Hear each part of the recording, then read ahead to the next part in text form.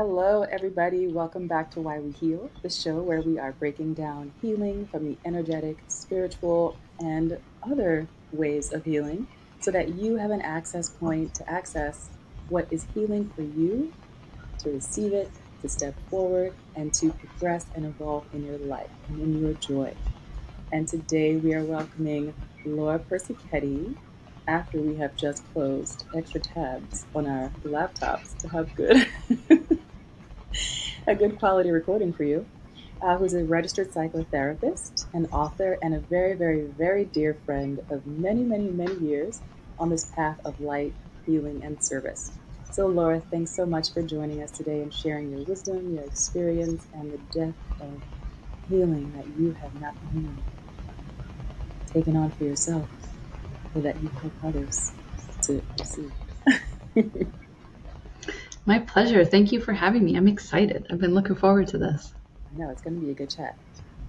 You guys, Laura, one of the reasons why I wanted to have Laura on, not only because we have such a rich history in, the sense of when we started doing this work, how we started doing it, and just our similar paths, but also Laura works with lots of different people. So she's worked with children, she's worked with adults, she works, specifically with mothers at some point. During COVID, she did all kinds of online outreach and so many offerings, like nonstop, which is really, really wonderful. And so I really wanted to talk to Laura about some similarities in healing and what she's seen on the journey just for humanity. Because sometimes we tend to think about things ourselves in particular or people like us, but there's some common threads in humanity that, as humans, we all need. So we're going to get into that. We're going to get into some specifics about children, and then we're going to see where everything takes us. Because in life, who knows where you're going to go? So we're going to start this show off with our first question. So, Laura, what in your perspective is healing? Well, in my perspective, healing is a journey. It is not a one stop shop. It is something that unfolds because there are so many layers to healing.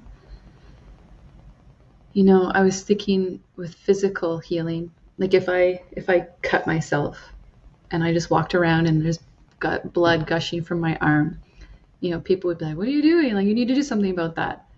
And we cover it, we put stuff on it, band-aid, then it scabs, and then you get that itchy feeling. You open it up again, and like you go through a whole process with the physical. But then there's mental, emotional, spiritual healing. And when you look at the human bodies and experience from a whole, looking at healing from all of those different layers, I think is really important. I think a lot of times people will come across healing often through the physical, I find. Whether it's an illness of some sorts, and understanding, there's actually deeper layers to physical illness, the emotional layers to that.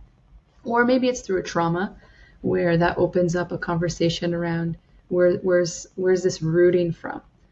So I think healing is something that we have to understand is part of the whole human journey. It's not like you just go to one professional. Oh, I got my surgery and it's all done. Or I went and went to my therapist and it's all done. It's like there's so many layers to it. And if you truly want to heal and learn who you are, then it's about committing to that journey and enjoying the journey rather than getting attached to a destination of being healed, that you actually just enjoy the healing journey and how it unfolds with time as you better understand yourself. Yeah, so that's what I think healing is in a nutshell. I love that. You must have heard so many answers. Like, has your answer to that evolved? My answer to it? No.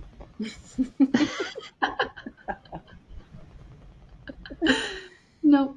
My answer to it hasn't evolved, but I do enjoy hearing other people's perspectives on it because there's always a through line. Everyone looks at healing from, I mean, obviously from their perspective, which is part of the point of the question. But in the end, it still comes down to shifting something, changing something. And so then the question becomes, what is it that that person wants to change? Is it Mm. their health? Is it their mental state? Is it their emotions? Is it their feeling inside of themselves, from sadness to joy, for example? Or do they want to change their perception of life itself? When people come in and they say, I just know there's more, they want to change that feeling into something else. So maybe in a way, everyone's looking for a method, changing Mm. something into something else. And so, that entry point and the way that it happens change is different, because we're all unique individuals at different points in our lives and our journeys. But at the root of it, it's that something is ready to be changed. Mm. Yeah, and from that So, perspective, perhaps some people aren't even referencing their experience as a healing. exactly. Yeah. I did talk about that in a previous one, how there's macro and micro moments of healing, and how, we can receive a healing session or go through a healing process with, someone facilitating it like yourself or myself. But then when that person walks out of the door and every new decision they make, everything that then aligns with that new sense of being is like a micro moment of healing. Mm. So, yeah. And it really is a journey. I was talking to somebody about a client who came in last night, because I think they're going to be starting the King Solomon healing series. And, part of their whole thing was, I understand that it's not a one time thing. Like, Mm. I am okay with committing to a journey and a process. And you're totally right. It doesn't, it's not, we get attached to so much of the specifics about the process, like, I just want to be able to enjoy my life and I should be fine the way that I am. And the reality is, we really aren't. But there's a concept in society that says, oh, if something's wrong, just go and fix it and then go live your life normally, how you would. So maybe it's also changing that concept of what is normal, and Mm. that taking care of ourselves and knowing what ourselves really are is what's the proper way to say that? Knowing what the self is, also leads us to pay attention to it and take care of it. Because maybe that's another way of talking about healing. Like, it's taking care of my spiritual self. It's taking care of my emotional health. You know? Mm. Mm. Yeah. What are some of the things that you see? Because I started out telling you guys that Laura is a registered psychotherapist and she's worked with all kinds of different demographics. And so, what are some of the things that you see? Maybe in working with, because I remember you working at. Maybe I shouldn't say. I want to talk more about, you're working with children, right? So we're talking about being on a journey of healing, and oftentimes the journey starts way before we realize it. I was thinking about this morning because I've long time suffered with digestive issues and things like that. And when I really look back, I can trace it back to when I was 13 years old.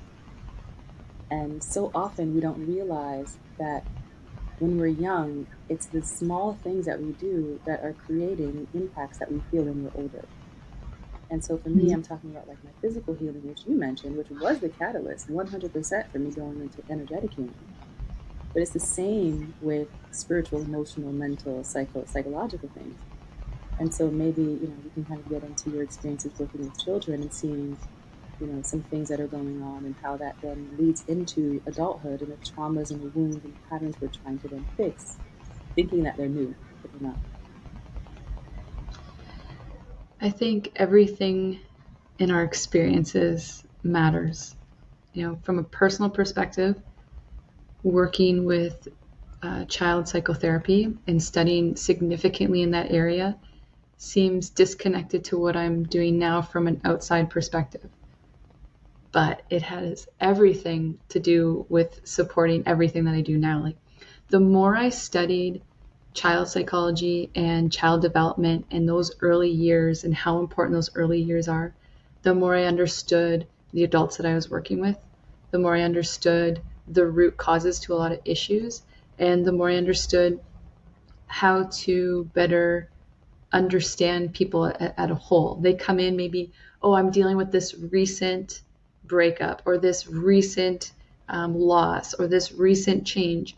But we don't realize that if we don't clean up those early years and our relationship to our early development, that we just keep recreating patterns over and over and over again. So to me, you ask this question, what are some themes?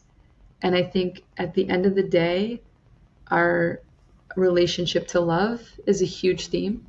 As humans, we cannot survive without another human being. We can't survive without another human being.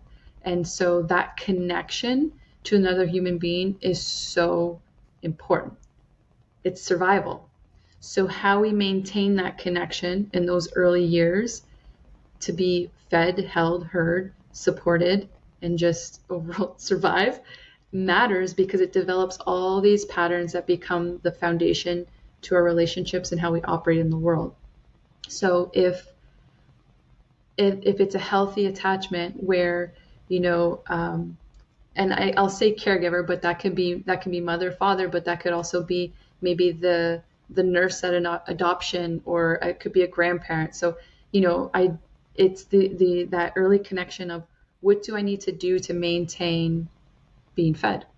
So often an infant will cry, and then that will indicate that they need something.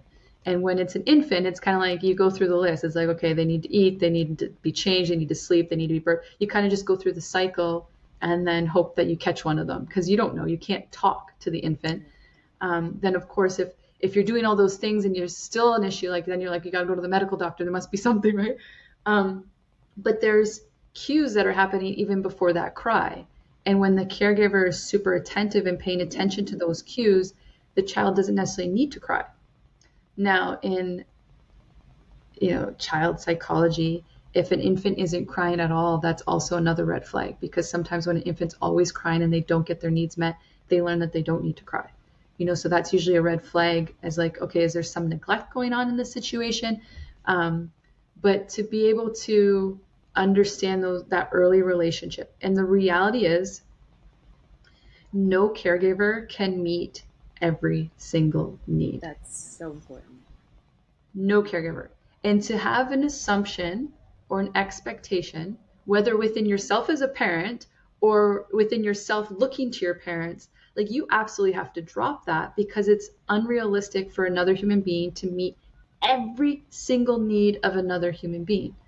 When you think about yourself and meeting your own needs, like, think about how much work that is. Like, you can barely do that, let alone you have a parent, a caregiver who's thinking about the household, the bills, the you as an infant, plus maybe there's other siblings, plus there's work, plus there's relationships, plus there's everything else going on in that individual's life, and then meeting all the needs of that infant.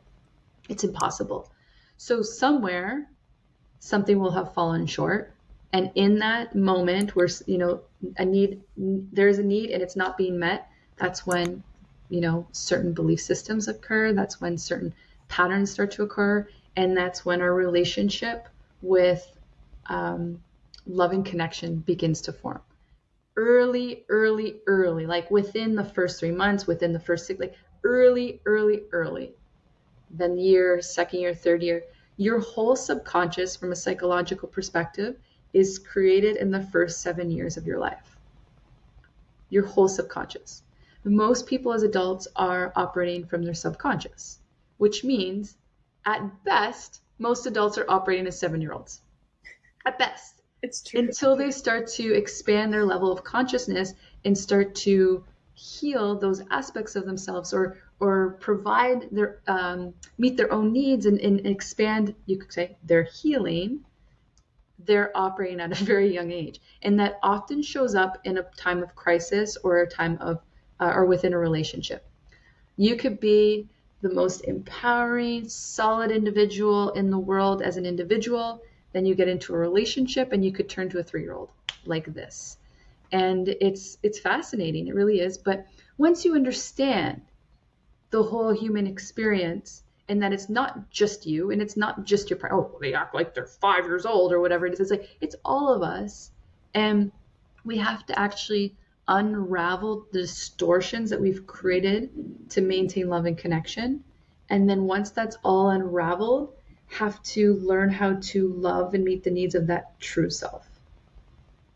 And the reality is, most individuals as their true self have actually never fully been loved. And that's the job of the individual, is to understand, who is my true self, to love, nurture, expand that out into the world, to express that and communicate that out into the world, not just put on a front and then have that true self hidden behind, and then wonder why you're never seen, heard, or understood.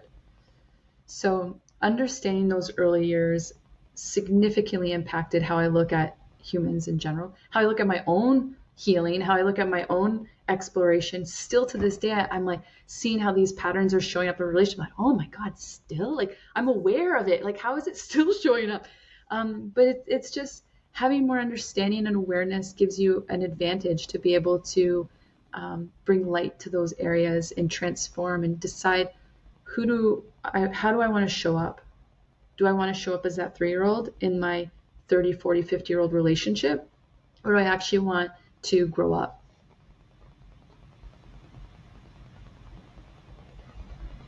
Yeah, that's that. Did you want me to keep going? Yes. I think we all need to grow up. Yeah. It's 100% true. And I will tell you, interestingly, I was having a conversation about this last night or yesterday during the day with someone. So I would love to continue into it because, we're both adults and, me and this person. And, there's so much that, like you're saying, we all carry from childhood.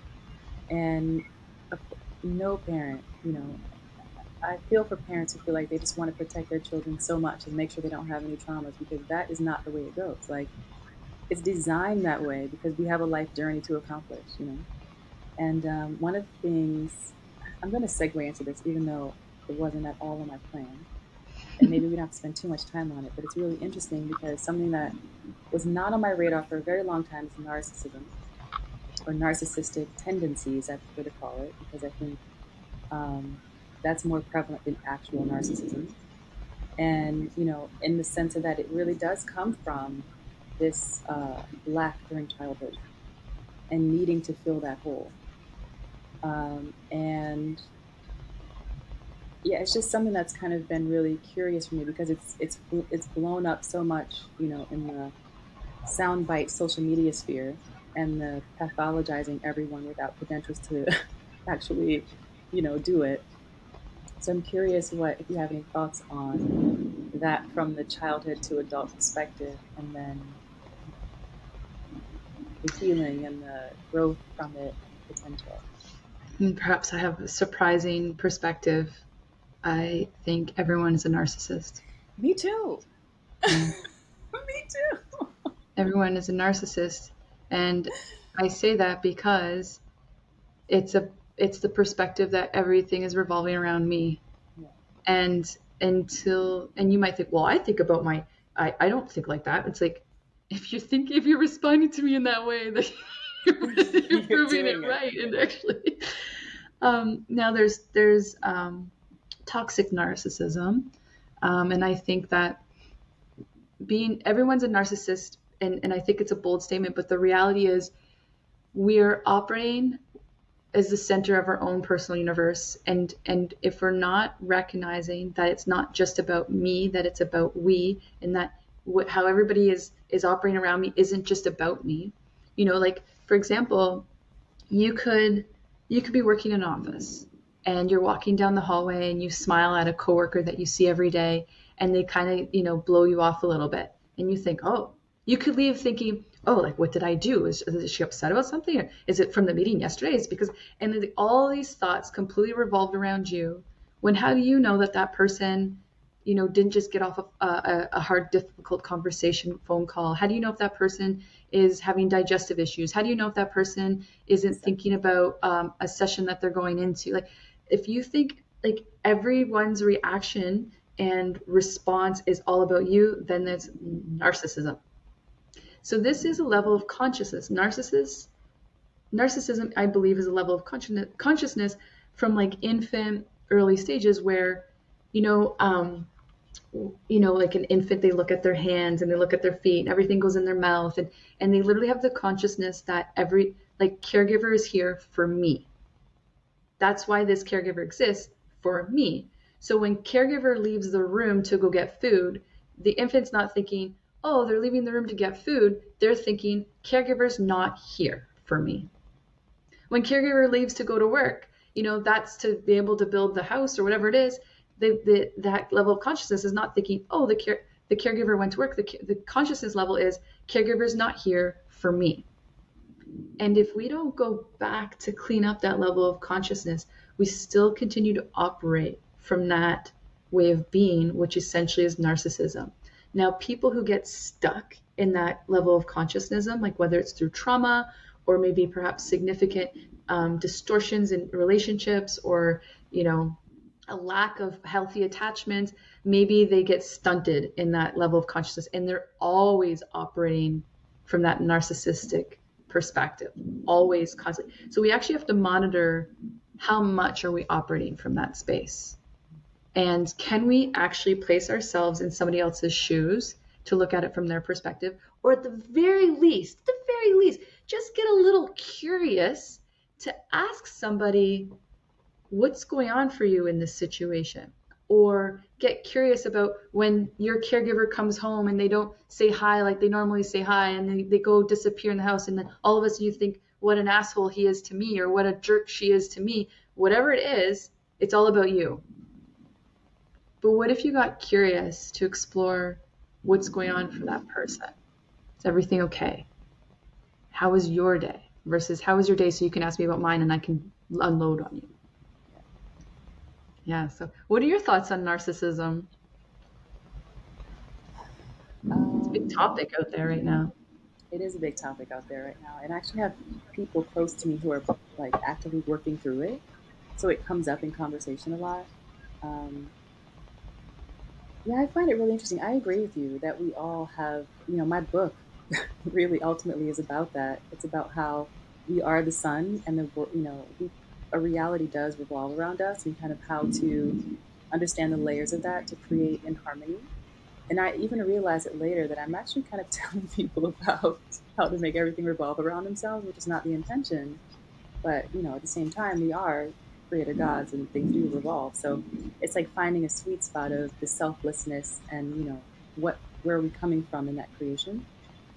But yeah, so ultimately, I do agree that on some level we all behave that way, And for me, I've always seen it as that childhood wound. Like I can see the child expressing Mm-hmm. in that sense of whatever that narcissistic tendency is. If it's, I mean, it's generally needing attention, or it's generally everything coming back to I, me. And yeah, I think I do believe. I mean, I've seen and I know that there's ways to heal and shift, like you're saying, those distortions. It makes me a little sad that most people don't know that it's out there and they think it's useless. And they're like, oh, if you run into a narcissist, run the other way. Well, You'll just keep running. you'll just keep running. Forever. Yeah, and there's also no compassion in that. There's no Mm-hmm. understanding. There's no humanity in it. Like you're saying, we're all on a journey and we all have something. And unfortunately, I find that, we're all looking for so much perfection in another person. We're looking for people to have done the work, or like be Mm-hmm. at some level of the work that suits you, which is your narcissistic perspective that someone has to be where you need them to be, because you're Mm-hmm. incapable in that moment of showing up openly and fully with compassion and accepting someone where they are without being triggered yourself, or without having to, um, without it making you feel some kind of way. So on every level, we all have the healing to do. It's Mm-hmm. not just the person we think has an issue. We all do. Mm-hmm. Until we can approach each other with that openness, with that love and caring and understanding, because that is what heals. We Mm-hmm. can be healing each other in all those small moments. Can you hear the thunder and lightning? I can, yeah. Okay. I want to jump in because I do want to name that some people have had very abusive, toxic situations when it comes to narcissism. And Yeah. so I don't want to downplay those experiences and be like, well, everybody should just deal with their relationships. That's not what I'm saying.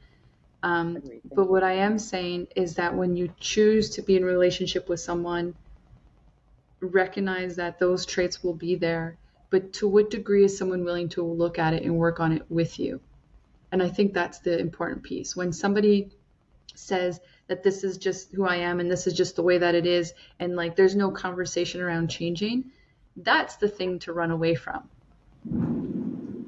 And if you're being treated, you're in an abusive relationship, you're being treated poorly, there's condescending, there's emotional, physical, verbal abuse. Like, you need to look at why you're making it okay to partner with someone in that way. I know that the conversation around narcissism comes from a lot of painful experiences and a lot of tragic relationships. So I don't want to be like, oh, everyone's a narcissist, and that's, I don't want to downplay that. Um, but I do want to say that whether you decide to partner with someone, you could still have compassion. And perhaps some people are a little bit more empathetic than others. Some people are more understanding than others. Some people are more willing to heal and grow than others. And so if you are going to partner with someone, make sure that you can journey with that person. Yeah, I thank don't you know. for I calling that just out. wanted No, to you, talk to that. yeah, it's good. I'm glad you called that out because I'm kind of in the headspace of, some specific people that I know who are actively working through it. So yeah, that is definitely 100 the case as well. 100% the case. It's not always an okay situation. Mm-hmm. Yeah, thank you. Mm-hmm.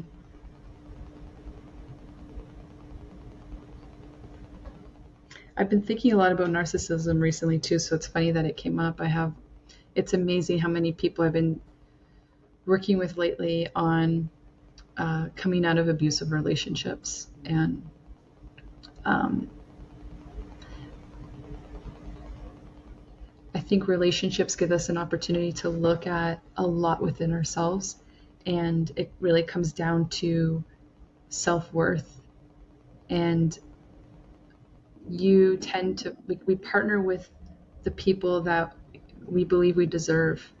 And so if you are in a toxic relationship, what part of you has made that okay? It's likely not a conscious part, and perhaps it's layered to these other aspects of um, distortions on what we think love is. And that's where I really think it all comes back down to those early years, is like we create distortions to maintain that connection. We create masks. We create these patterns, belief systems that all need to be unraveled. And then to truly see yourself, to just be like, oh, I'm worth the love. I'm worth a healthy relationship. Like, do you embody that? Like, do you embody self-worth? Not self-confidence, it's different, but self-worth. Like, do you really truly see who you are? And if you don't, why would you expect that somebody else would if you haven't quite seen it in yourself yet? When you start to see it in yourself and express it outwardly, that's when you attract the relationship that meets you there. So if you're in a relationship that's toxic or you're in a relationship that's harmful, then like use that as an opportunity, like, okay, like to learn and grow for yourself versus that person needs to change or that person's the problem or that person, needs to grow and do their healing. It's like, no, no, no, you don't have any control over that person or anybody, but you can take a moment to pit stop and check in with yourself around, okay, like what aspect of me would attract that? And how can I grow or heal that aspect? How can I become more aware of that aspect so it doesn't lead me into another relationship that is attracted to that? So what do you think about how people can heal these subconscious layers of Mm. their self-identity? Well, there is the original question around what are some themes. And at the end of the day, there's always some version of I am not enough. Always. And you might think, well, no, that's not true. No, like it always like to get to a root of something. It's like, whether you're not smart enough, you're not tall enough, you're not this, like it just, I'm not enough. And so if you can get to this space of rebuilding this relationship with yourself, of understanding that you are divine and whole, that you are love, that you are peace, and all these things that we look outside of ourselves to create, that we it's already there. It's just gotten like wrapped up with all the experiences of life, and wrapped up with all these belief systems, and wrapped up with all these traumas, and healing is like peeling back those layers. I think about there's that Buddhist story where there was a village with this huge gold Buddhist statue, and the enemies were coming in for war, so they covered up the statue with mud and it became this huge hill. And then when the village was taken over, the people that took over the village thought it was just this huge hill. And over time, somebody was around the hill digging into it, and they found a piece of gold. And then they started digging more and more until they uncovered this huge gold Buddha. And I think like we all are that gold, that precious statue, and life is all that mud. And over time, we actually believe that we're just that mud. We believe that we're just that hill. And then we chisel away. Maybe somebody chisels away and sees a part of our light, and they see us and like, oh, and then we believe that part. Or maybe we chisel away and we see a part of ourselves. Well, that's where, and we're not even that little piece of gold that's shining through. We still have to uncover this whole mountain of who we truly are. And if we can fully embody that gold, which I would say is like our light self, our like embody love, and we operate from there, we would create an entirely different world. Because if you can see your own worth and you can see your own light, then you will automatically start to see that in others. And that's where the compassion comes in. That's where the patience comes in. That's where the understanding comes in for people who are still stuck in the mud.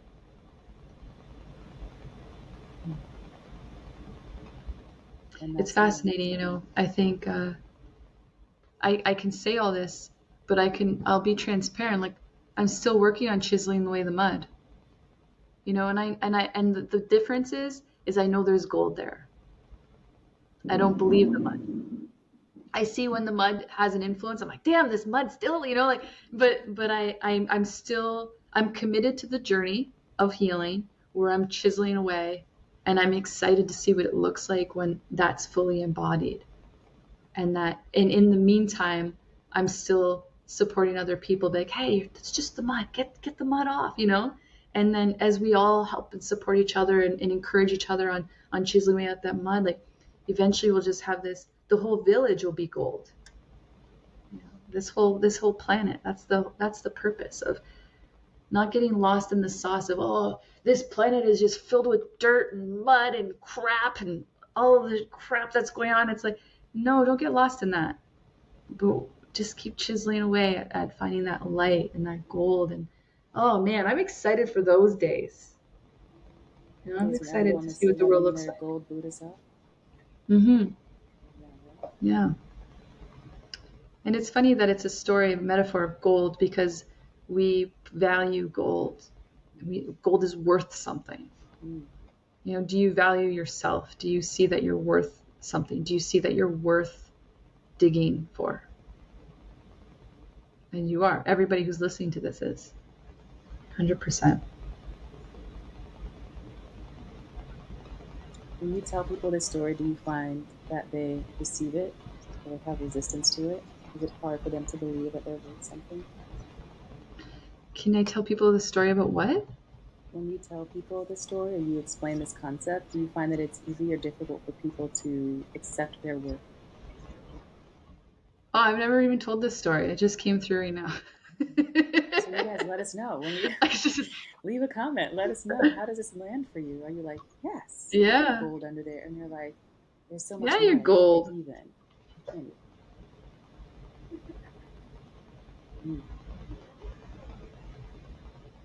Yeah, let us know, because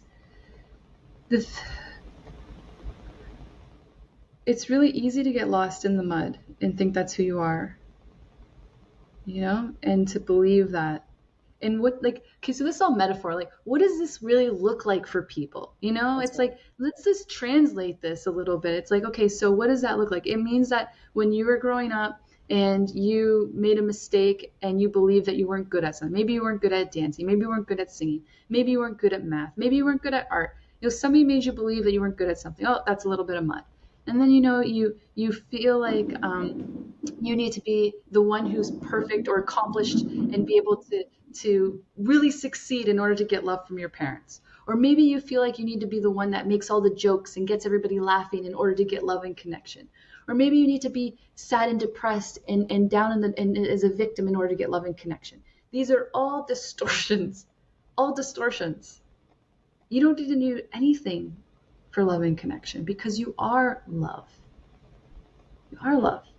Why do you have to jump through hoops for that?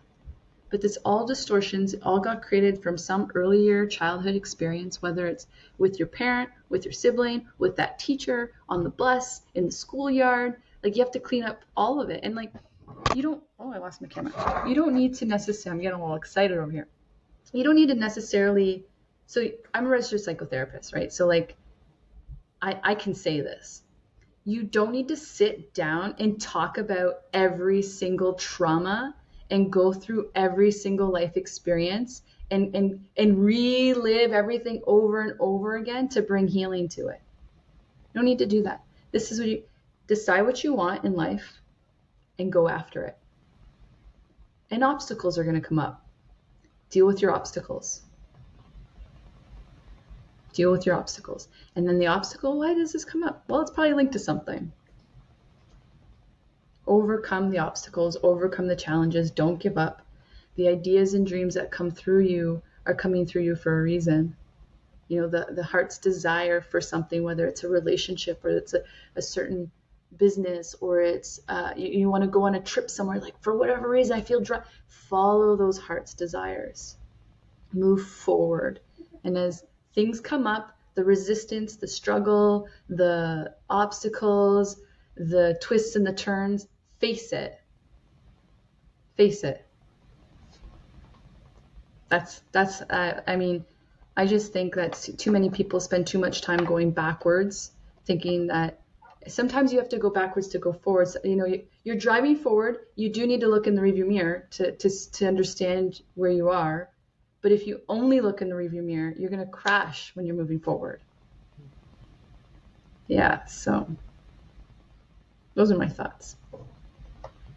That brings me to like two things. What do you say for people who do function like that? You know, they just move forward and they take on things and, you know, they're tackling things and they become strong and mentally, they have mental resilience and resilience in life, but in a way they're still just packing on top of what's really deep inside. Because, you know, I think this is where the missing piece of spiritual essence comes in, like the Mm-hmm. energy comes in. You know, like there has also got to be changing the frequency of those things. And, you know, in the sense that this is what you and I both do for ourselves in our own healing and also offer. I also want to bring this into the conversation and not create the perception that we're, you know, not talking about ways that we have actually used to deal with these things ourselves. No, I appreciate you saying that. I appreciate you bringing light to that because it's not just about moving forward. When I said face it, deal with it, I mean like as something comes up, it's going to show you where you need to look, where you need to heal. So like a perfect example of that would be a desire for love and connection, a loving relationship. Great. You attract a relationship. And everything's so great at the beginning, you know, the connection, the play, the fun, all you would hope anyway, everything's great at the beginning.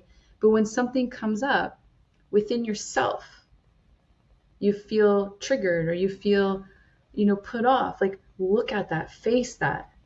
Don't just plow through life and just, oh, pretend, nope, everything's fine, everything's fine. That is not what I'm saying at all. You know, or you're going after a career or you're going after a goal and then something comes up. Maybe you feel insecure. Maybe you're scared to make a move or maybe you don't know what to do. It's like, face that.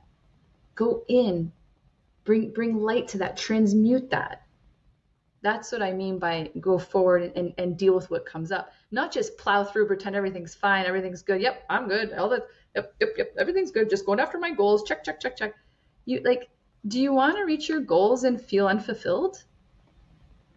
That's like the ultimate hell where you've accomplished everything and you feel miserable. Right? Like that's probably like one of the worst failures you can get to, but to be embodying joy and love along the whole journey and to actually experience fulfillment, that's where these deeper layers of healing can occur. Healing mentally, emotionally, spiritually, so that you can embody that gold self in everything that you do, that you can shine that light, and that when you put a smile on your face, that it's a genuine, real smile. You don't have to put on an act, that you feel it from inside and it radiates out. People sense that, people feel that. You know, my favorite is when people are like, everything's fine, everything's fine. And you're like, everything is not fine. Everything is so not fine. I feel uncomfortable just sitting here as you say that, you know? So it's being in alignment and authentic in that joy, not just quick fixes, you know, not going after something, pretending there's nothing going on inside of you.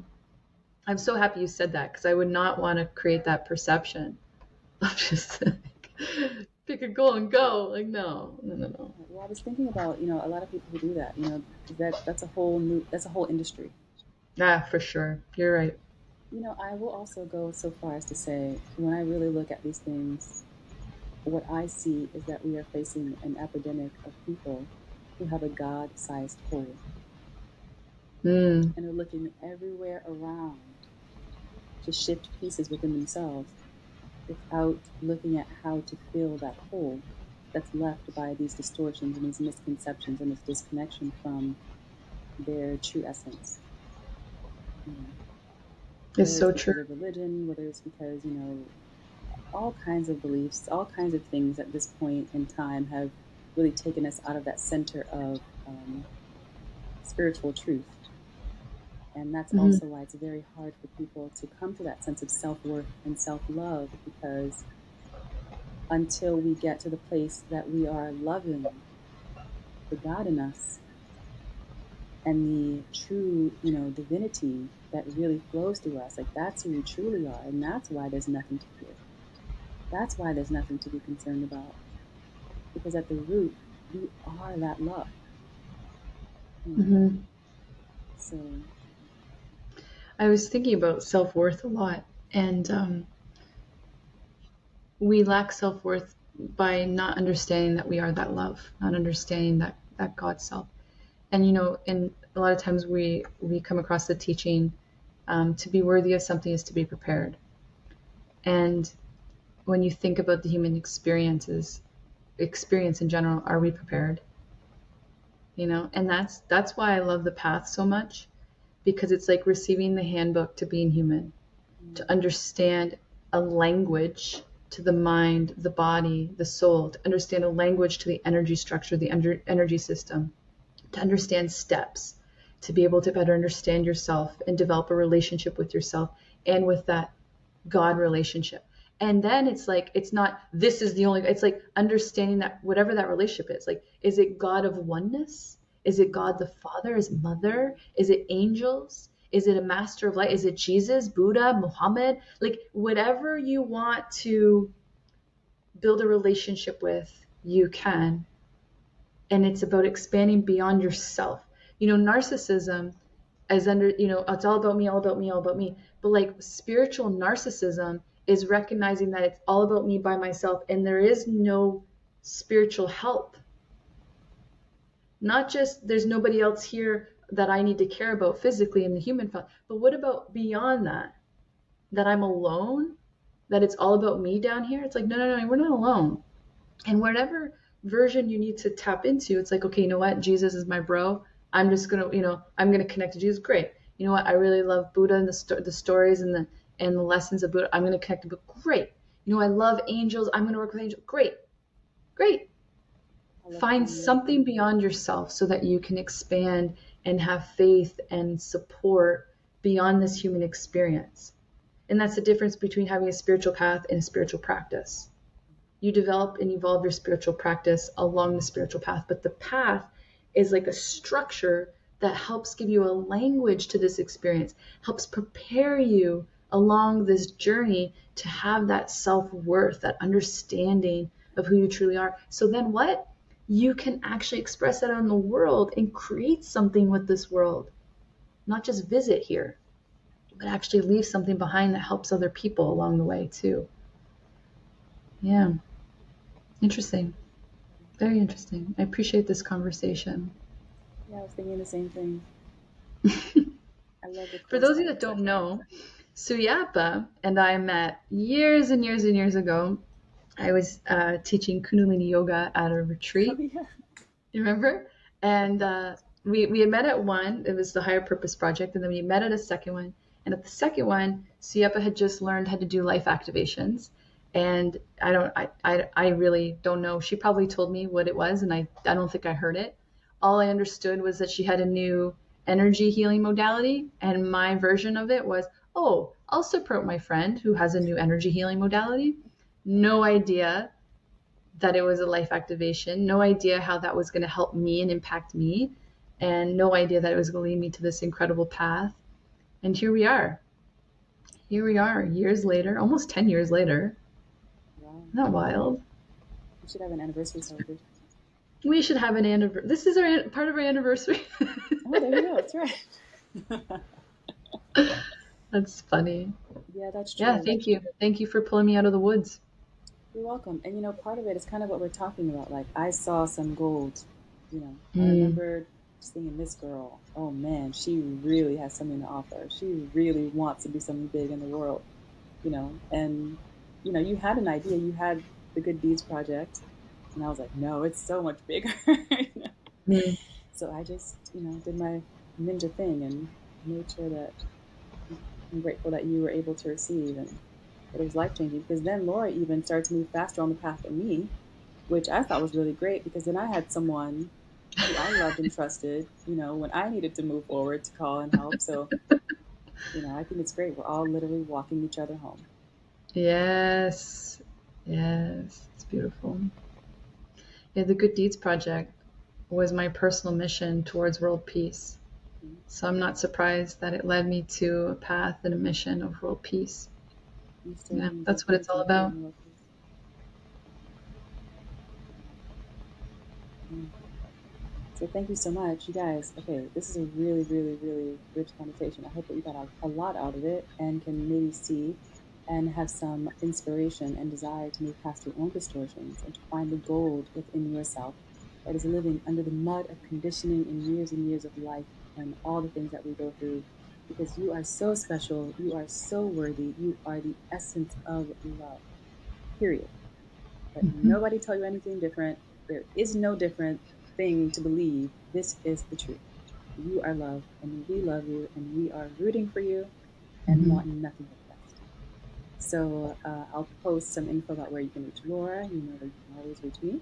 And I hope that you enjoy this episode, that you like and subscribe, and leave us some comments if you have questions about anything, and we'll try and get back to you. And until next time, be well and explore your being. Thanks again.